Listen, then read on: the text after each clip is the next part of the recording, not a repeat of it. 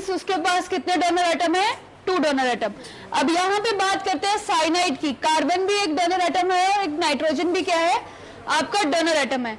अगर कार्बन के through attack करेगा तो कौन सा ग्रुप होता है? वो नेमिंग बताई थी आपको कोऑर्डिनेशन कंपाउंड में। अगर कार्बन के थ्रू अटैक करेगा तो नेमिंग अलग आती है, और नाइट्रोजन के थ्रू अटैक करता है तो नेमिंग क्या आती है? अलग आती है। अगर यहाँ पे कार्बन के थ्रू अटैक करेगा तो क्या नाम बनता है उसका? साइनाइड। और अगर नाइट्रोजन के थ्रू करेगा तो आइसोसाइनाइड। तो लिखिए reaction, alkyl halide plus cyanide. अब यहां पे अटैक कौन करेगा? जिसके पास नेगेटिव चार्ज है, और नेगेटिव चार्ज किसके पास है? कार्बन के पास। तो कार्बन अटैक करेगा आपका ग्रुप के साथ, क्या बनेगा? R C triple bond N. तो क्या नाम हुआ इसका? क्या नेमिंग हुई इसकी? कार्बन अटैक कर रहा है, नाम क्या बनेगा? साइनाइड। किसके साथ अटैक कर रहा है? अल्काइल ग्रुप के साथ, तो अल्काइल साइनाइड।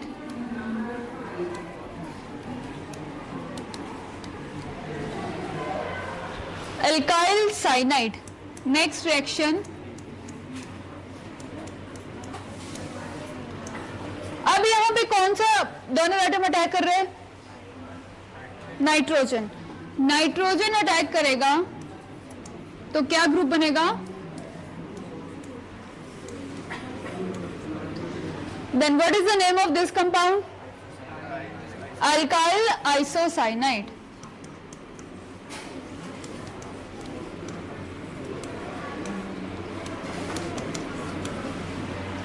Alkyl isocyanide. अब जो न्यूक्लियोफिलिक सब्स्टिट्यूशन रिएक्शन है, इसके 2 स्टेप मैकेनिज्म होते हैं। Number 1 is SN1 and second is SN2। लिखिए, the nucleophilic substitution reaction, the nucleophilic substitution reaction proceed two different types of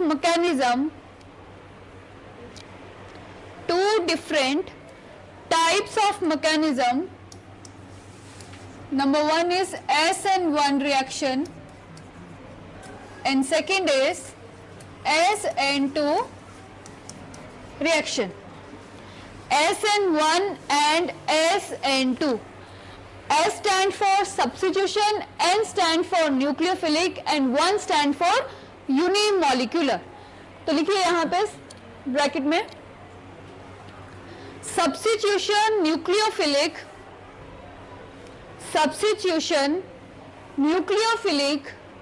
unimolecular reaction.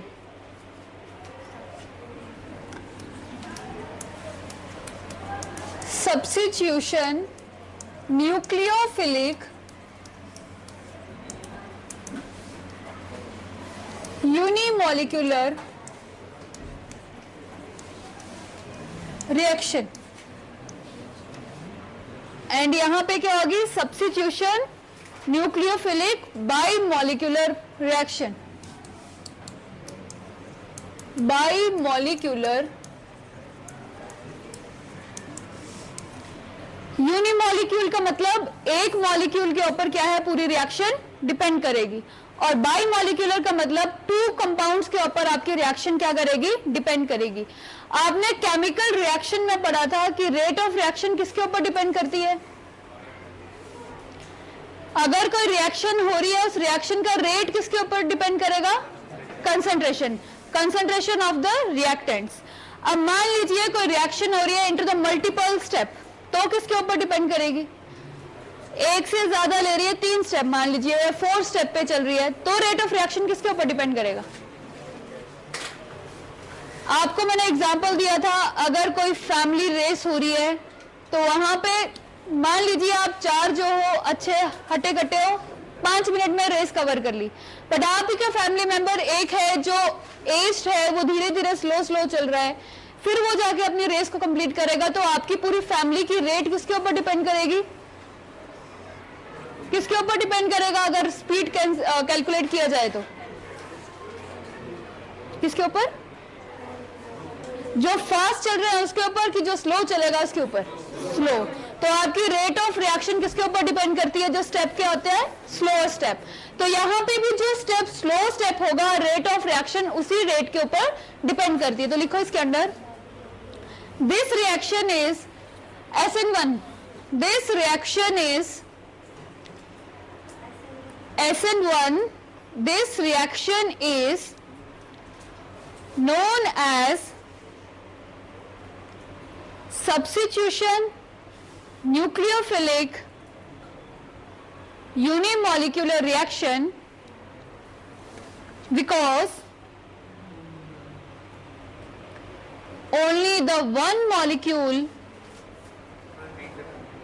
this reaction is known as substitution nucleophilic unimolecular reaction because only one molecule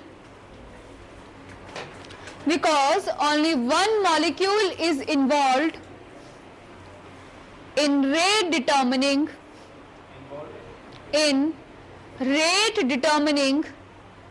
of the reaction.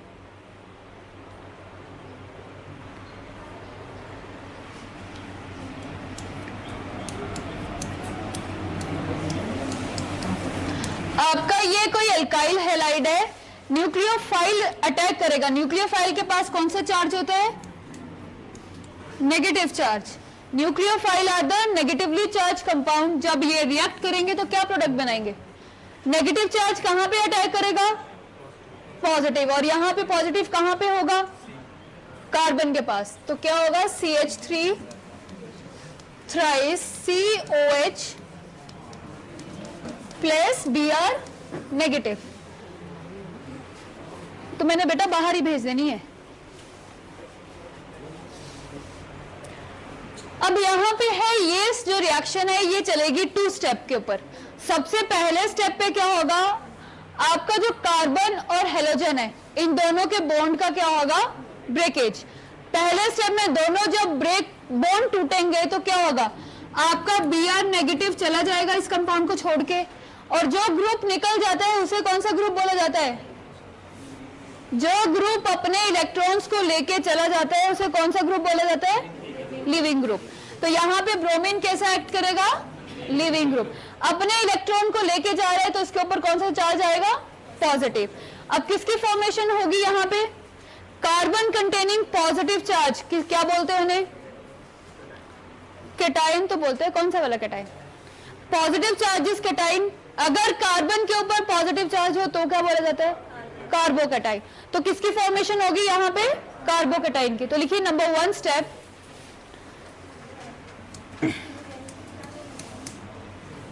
हाँ जी लिखो, this reaction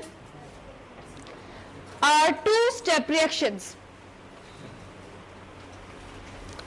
These reactions are 2 step reactions. अब लिखिए number 1, the polarized carbon halogen bond, polarized carbon halogen bond undergo carbon halogen bond undergoes cleavage to produce carbocation, to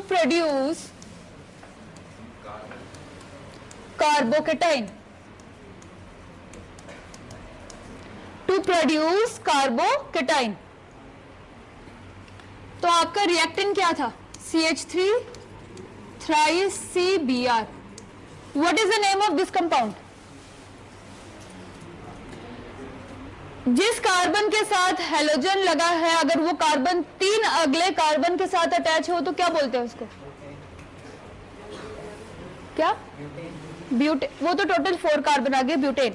आपको मैंने पढ़ाया था alkyl halides में 3 तरह के होते हैं, प्राइमरी, सेकेंडरी एंड टर्शरी। तो प्राइमरी कौन सा होगा? 1 कार्बन लगा होगा। अगर सेकेंडरी कौन सा होगा? 2 कार्बन। और टर्शरी कौन सा होगा? 3 कार्बन। तो यहाँ पे कार्बन के साथ कितने कार्बन है? 3, तो कौन सा ग्रुप है ये? टर्शरी। तो ये आ गया tertiary butyl bromide. Tertiary butyl bromide. अब सबसे पहले स्टेप में क्या बताया है, किसकी क्लीवेज होगी? Carbon and halogen. यहां पे कार्बन और हेलोजन कौन सा है? ब्रोमीन। तो क्या होगा, ये दोनों बॉन्ड क्या है? ब्रेक कर जाएंगे। ब्रोमीन तो अपने इलेक्ट्रॉन्स को लेके क्या है? साइड हो जाएगा, निकल गया। अब यहां पे बचा क्या? CH3 with positive charge. तो ये बन गया आपका कार्बोकेटाइन और ये बन गया आपका bromide ion.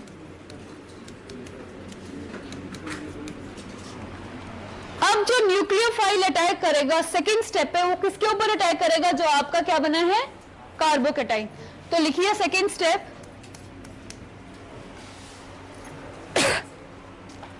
Second step, carbocation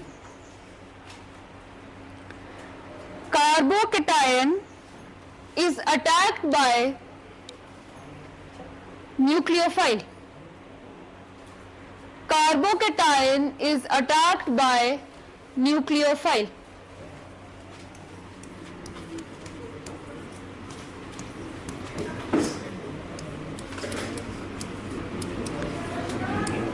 reaction में न्यूक्लियोफाइल का कौन सा न्यूक्लियोफाइल यूज किया था आपने? जहां पे रिएक्शन लिखी है कौन सा न्यूक्लियोफाइल यूज किया था? OH।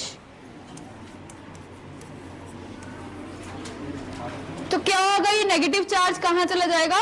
जहां पे पॉजिटिव चार्ज है। क्या बनेगा? CH3 thrice COH। किसकी फॉर्मेशन होगी? किसके फॉर्मेशन होगी? OH group.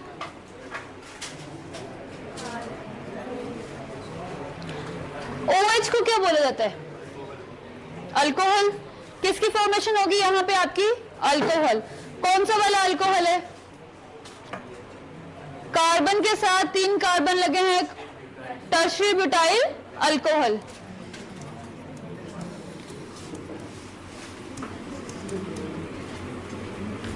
Tertiary butyl alcohol.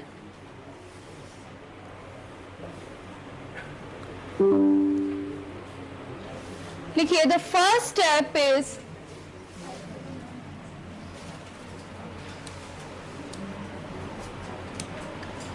यहां पे रिवर्सिबल साइन लगाइए। फर्स्ट स्टेप इज, पहली स्टेप में लगाइए रिवर्सिबल साइन। लिखो, the first step is slow and reversible. अब यहां पे पहला स्टेप स्लो है, तो रेट ऑफ रिएक्शन कौन सी रिएक्शन पे डिपेंड करेगी? आपकी फर्स्ट वाली रिएक्शन पे। लिखिए, the first step is slow and reversible as we know the slowest step is rate determining step,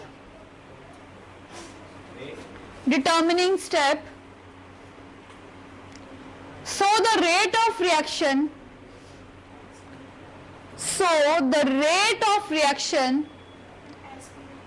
as we know the slowest step is the rate determining step, so the rate of reaction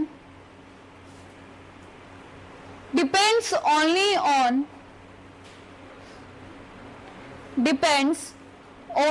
the concentration of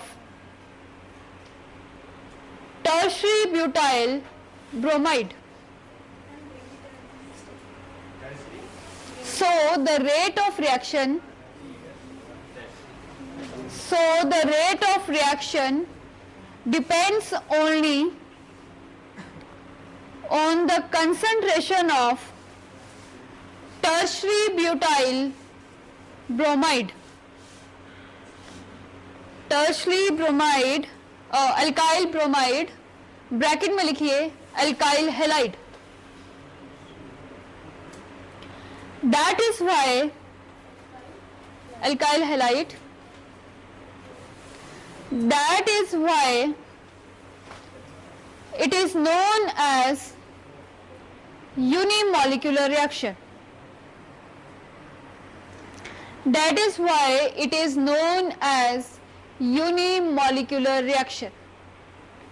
अब यहां पे आपका एक question arise हो सकता था कि ये टू स्टेप मैकेनिज्म ही क्यों हुआ।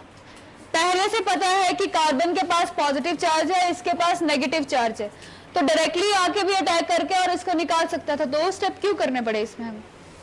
आप लोगों ने क्वेश्चन नहीं पूछा, इसका मतलब आपको पता है इसका। तो अब आप लोग मुझे बताइए कि ऐसा क्यों हुआ, टू स्टेप मैकेनिज्म ही क्यों किया? आप लोगों ने कार्बन हेलोजन का नेचर पढ़ा था, वहां पे पढ़ा था कार्बन के ऊपर क्या होता है, पॉजिटिव, और हेलोजन के ऊपर है नेगेटिव। और न्यूक्लियोफाइल में आपने यही देखा है कि नेगेटिव कहां पे अटैक करेगा, पॉजिटिव के पास। तो अगर डायरेक्टली पॉजिटिव के पास आके अटैक क्यों नहीं किया उसने? पहले कार्बोकेटाइन ही क्यों बनाया, उसके बाद ही क्यों अटैक हुआ? यहाँ स्टेबल तो वैसे भी तो स्टेबल ही है। यहां से अगर मान लीजिए आपका न्यूक्लियोफाइल अटैक कर रहा है, उधर से उसने ब्रोमीन को हटा दिया और डायरेक्टली एक स्टेप भी तो हो सकती थी, तो दो स्टेप क्यों हुआ बताइए? आप लोगों का क्वेश्चन नहीं आया, मतलब आप लोगों को समझ आ गया है कि ऐसा क्यों हुआ। अब मुझे समझाइए कि ऐसा क्यों हुआ।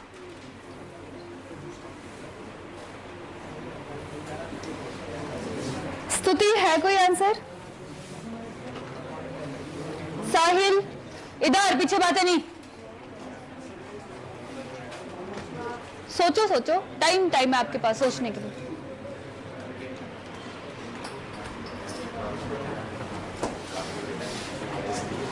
किस लिए? क्वेश्चन ये है कि ये टू स्टेप मैकेनिज्म चला, दो स्टेप हुए, तो डायरेक्टली न्यूक्लियोफाइल अटैक करके ब्रोमीन को निकाल के एक स्टेप में भी तो कर सकता था इस रिएक्शन को। दो स्टेप क्यों करने पड़े? क्या हुआ? स्लोएस्ट, स्लो एंड रिवर्सिबल तो हुआ दो स्टेप के लिए, अगर वन स्टेप पे होता तो भी वैसे ही हो जाना था।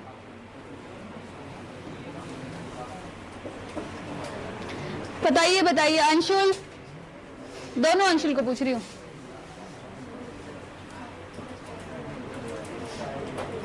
बोलो। साहिल सोच लिया? सोचो।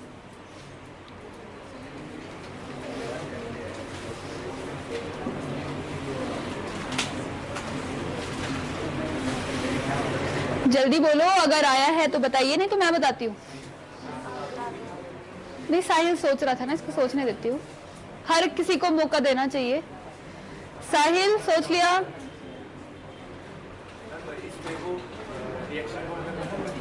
रिएक्शन आपका अल्कोहल कर रहा है, न्यूक्लियोफाइल कर रहा है, इधर पीछे न्यूक्लियोफाइल कर रहा है, तो कार्बन तो ऑलरेडी पॉजिटिव है, ये पार्शियली पॉजिटिव है, ये पार्शियली नेगेटिव है, वो डायरेक्टली आके यहाँ पे अटैक करके इसको यहां से निकाल सकता था। अब सुनो एक स्टोरी, स्टोरी से समझो। मान लीजिए एक रिचेस्ट पर्सन है जो सोना या चांदी से लदा हुआ है, ठीक है? अब उसकी तरफ कौन अट्रैक्ट करेगा? कौन अट्रैक्ट करेगा उसकी तरफ? चोर, चोरी अट्रैक्ट करेगा, जिसको दिखेगा कि सोना चांदी मिल गया तो मुझे आ जाएगा पैसा। अब मान लीजिए उस इंसान के पास चारों तरफ क्या है? सिक्योरिटी, दो इंसान आगे हैं, दो पीछे हैं, और सेंटर में वो जो रिचेस्ट पर्सन है वो सेंटर पे खड़ा है। अब चारों तरफ से उसको कवर किया गया है, तो क्या चोर उस चोरी कर पाएगा? नहीं कर पाएगा। सिमिलर केस है, ये कार्बन है, तीनों की तीनों टर्शरी ग्रुप है, यहाँ पे 3 मिथाइल ग्रुप है, चारों तरफ से एरिया कवर है इसका, तो अगर आप न्यूक्लियोफाइल आएगा तो आएगा कहां से? अब चोरी वाले को केस देखिए, उसको चोरी करने के लिए मान लीजिए अब उस इंसान ने बोल दिया उस अपने गार्ड्स को कि मुझे थोड़ी देर अकेला रहना है, वो गार्ड्स को भेज देगा। अब वो इंसान रह गया अकेला, जब वो अकेला रह गया तो चोर अब चोरी कर सकता है, कर सकता है, मतलब उसका एरिया खाली हो गया तभी वो अटैक कर रहा है। यहाँ पे भी अगर जब एक तरफ का एरिया खाली होगा तभी तो न्यूक्लियोफाइल अटैक करेगा। चारों तरफ से मिथाइल ग्रुप ने इसको घेरा हुआ है, एक तीन तरफ से मिथाइल ग्रुप है, एक तरफ से ब्रोमीन है, चारों तरफ से घेरा हुआ है, तो न्यूक्लियोफाइल आएगा भी तो कहां से आएगा, कहां से अटैक करेगा? अगर वहां से कोई एक इंसान हटेगा तभी वो अटैक कर पाएगा। तो ये टू स्टेप मैकेनिज्म चलता है ताकि उसकी स्पेस क्या है, खाली हो जाए। स्पेस खाली होगी तभी आपका न्यूक्लियोफाइल क्या है, अटैक करेगा। इसलिए आपकी SN1 रिएक्शन क्या है, टू स्टेप मैकेनिज्म है। अब लिखिए इसके अंदर the SN1 reaction, next point लिखो, the SN1 reaction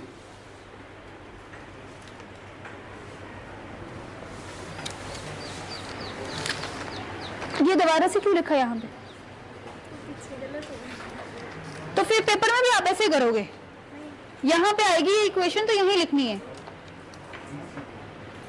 the SN1 reaction are carried out, the SN1 reactions are carried out in polar protic solvent,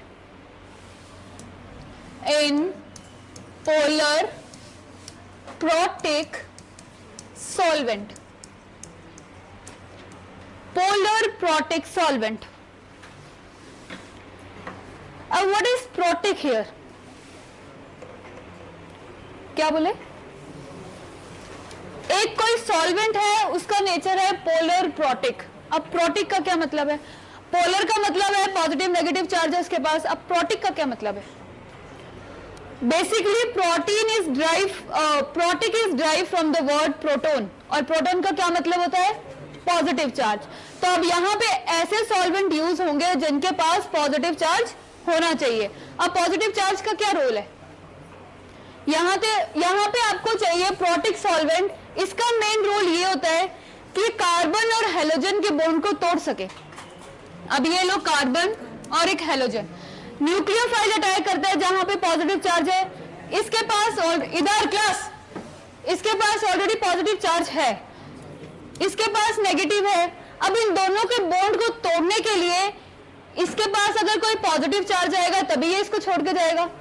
अब पॉजिटिव चार्ज लेने के लिए आपको कौन सा सॉल्वेंट चाहिए? Protic solvent. ऐसा सॉल्वेंट जिसके पास क्या होना चाहिए? Positive charge. अगर पॉजिटिव चार्ज होगा तो ये हेलोजन को लेके यहां से जा सकता है विद इट्स इलेक्ट्रॉन, तो इसके पास क्या आ जाएगा? फिर पूरा का पूरा क्या आ जाएगा? Positive charge. इसीलिए प्रोटिक सॉल्वेंट यूज किए जाते हैं। लिख लो example, water, alcohol and acetic acid. अब इसका भी बोलिए जरा।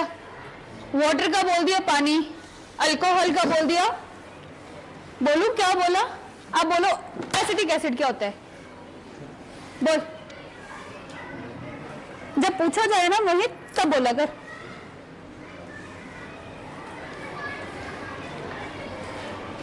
नेक्स्ट पॉइंट लिखिए, greater the stability of carbocation, greater the stability of carbocation, faster will be the rate of reaction. Stability of carbocation, faster will be the rate of reaction. And what is the order of carbocation? Carbocation का order क्या चलता है? 3 degree, 2 degree and 1 degree. सबसे stable 3 degree, then 2 and then 1। अगर जितना जल्दी tertiary carbocation बनेगा उतनी ही ज्यादा फास्ट क्या होगी आपकी रिएक्शन। तो रिएक्शन फास्ट होने के लिए कौन सा कार्बोकेटाइन चाहिए आपको? टर्शरी। और एग्जांपल भी हमने कौन से वाला किया था? टर्शरी का ही। इसीलिए आप यूज करते हो इस कंपाउंड में टर्शरी कार्बोकेटाइंस का। नेक्स्ट रिएक्शन लिखो, नेक्स्ट पॉइंट लिखो, the tertiary alkyl halide, the tertiary alkyl halides undergo SN1 reaction.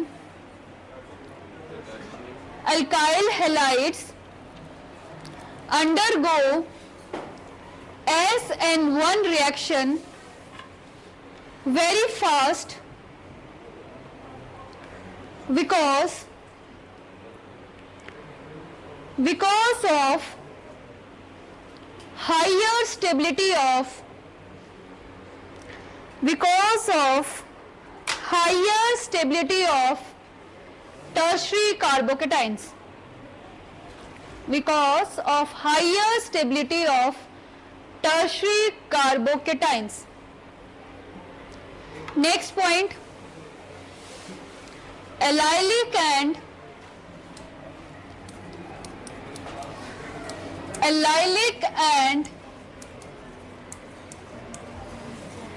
benzylic halides. The allylic and benzylic halides show very high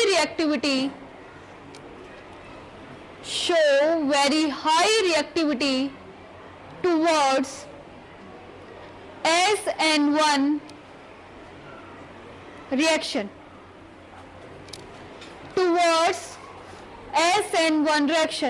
Now tell me what is allylic halide and what are benzylic halides. Hello alkane के chapter से starting में आपने ये चीजें पढ़ी हैं. What are allylic and what are benzylic? किसकी sp2 होगी? कार्बन की. होता क्या है, allylic ग्रुप कौन सा होता है और benzylic ग्रुप कौन सा होता है?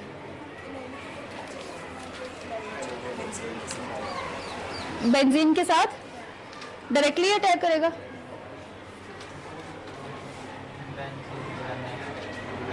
बेंजीन के नेक्स्ट कार्बन के साथ अगर हेलोजन है, ये आ गया बेंजीन, इसके नेक्स्ट के साथ अगर कोई हेलोजन है that is benzylic. Then what is allylic?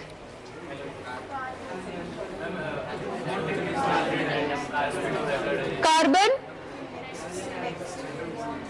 Double bond के नेक्स्ट वाले कार्बन के साथ अगर कोई हेलोजन होगा that will be your allylic. अगर कोई ऐसे कंपाउंड प्रेजेंट होंगे तो वो SN1 रिएक्शन को क्या करेंगे? शो करेंगे. ऐसे रिएक्शन के अंदर आपकी SN1 रिएक्शन देखने को मिलती है. ऐसा क्यों? क्या रीजन हो सकता है कि ये दोनों कंपाउंड में ज्यादा ग्रेटर स्टेबिलिटी होती है आपकी SN1 की? स्ट्रक्चर आपके सिमिलर सामने है, एलाइलिक भी और बेंजाइलिक भी. क्या रीजन हो सकता है? पहली बात तो SN1 में क्या बन रहे हैं? कार्बोकेटाइन. अब यहां से इस हेलोजन को हटा दो और क्या बन गया? ये कार्बोकेटाइन. दूसरा, इस हेलोजन को हटा दो, ये बन गया कार्बोकेटाइन. अब बताइए कि किस रीजन से ये दोनों स्टेबल होते हैं ज्यादा? Because of resonance. Just because of resonance. इनके अंदर रेजोनेंस पाई जाती है, इसीलिए these compounds are more stable. अब इसका रेजोनेंस करके बताओ जरा. अब मैंने आपको रेजोनेंस सिखाई थी फिनॉल पे कैसे की जाती है. अब यहां पे रेजोनेंस करके दिखाइए. दोनों ग्रुप में रेजोनेंस करके बताओ. बेटा अभी इसको लिखना मत, मैं लिखवाऊंगी, ये सिर्फ समझाने के लिए है. मैं इसका प्रॉपर आंसर लिखवा दूंगी, पहले रेजोनेंस करके बताओ मुझे.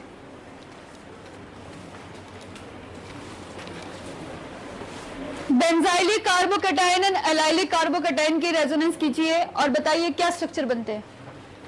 जैसे आपने फिनॉल वाले पे की थी ना, वैसे रेजोनेंस होगी यहां पे भी.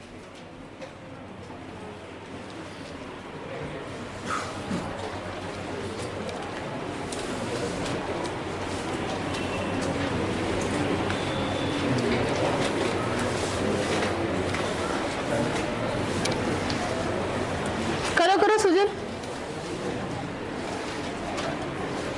अब रेजोनेंस क्या होती है नहीं पता? क्या होती है रेजोनेंस? जो ये बेंजीन का बॉन्ड है ये हर कार्बन पे रोटेट करेगा. बेंजीन की रेजोनेंस पड़ी है ना, सर्कल बन जाता है. वो क्यों बनता है? क्योंकि कार्बन बॉन्ड क्या ये हर जगह रोटेट करता है. बस यहाँ पे वही रोटेशन शो करनी है कैसे होती है.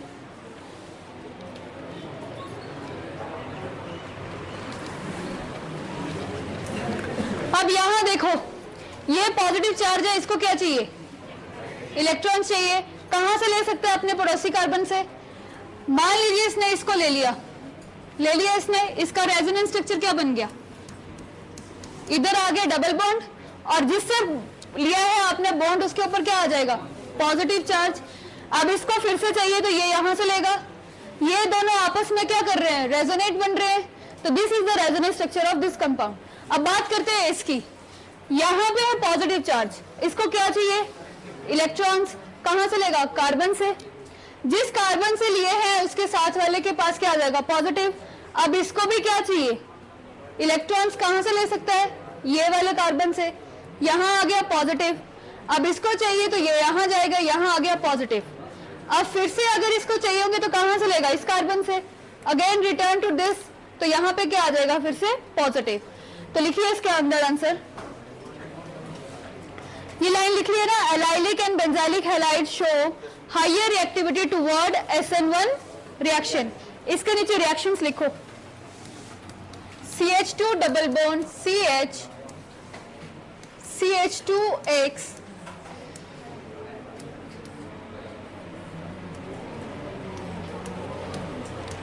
CH2X। अब इनके कार्बोकेटाइंस बनाइए, क्या बनेंगे, CH2 double bond CH2 positive, और यहां पे क्या बनेगा, CH2 पॉजिटिव, बन गया कार्बोकेटाइंस। अब इसके नीचे लिखिए, this is because, this is because the carbocation, this is because the carbocation formed in allylic and benzylic, carbocation formed in allylic and benzylic halides gets stabilized through resonance, gets stabilized through resonance.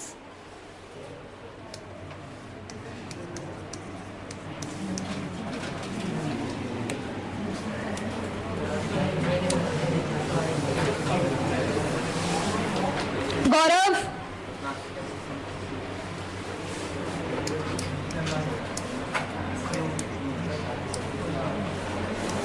draw the resonance structure of this compound now.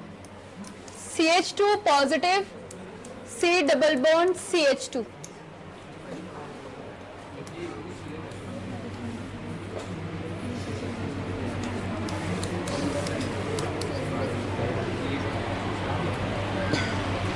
सक्षम, अपना काम करो।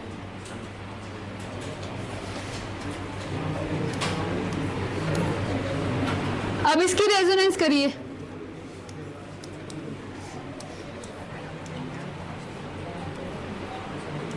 यहां पे आ गया double bond, इस carbon पे आ गया पॉजिटिव,